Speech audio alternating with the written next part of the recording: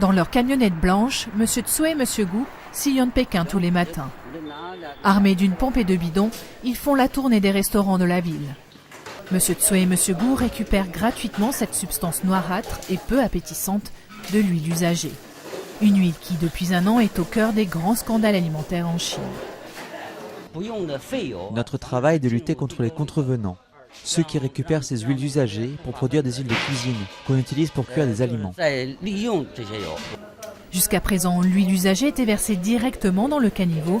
C'est là qu'elle était récupérée par des trafiquants, filtrée, puis revendue comme fraîche aux restaurateurs.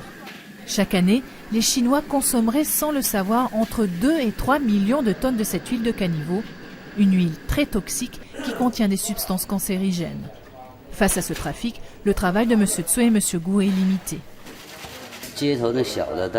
Les petits restaurants de rue n'ont pas la capacité d'installer cette boîte. Ces petits restaurants, on les trouve dans tous les coins de rue dans Pékin. Ici, l'affaire de l'huile frelatée est un sujet très sensible. Une restauratrice finit tout de même par reconnaître que des problèmes existent.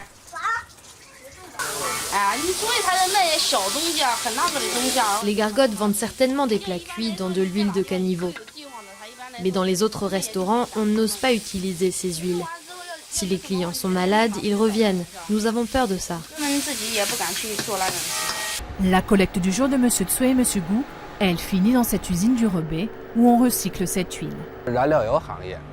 On revend nos produits aux stations-service, comme essence pour les bateaux, les chaudières. Cette huile est un matériau pour les usines chimiques. Mais le trafic, lui, continue. En 8 mois, 135 affaires d'huile frelatée ont été mises au jour.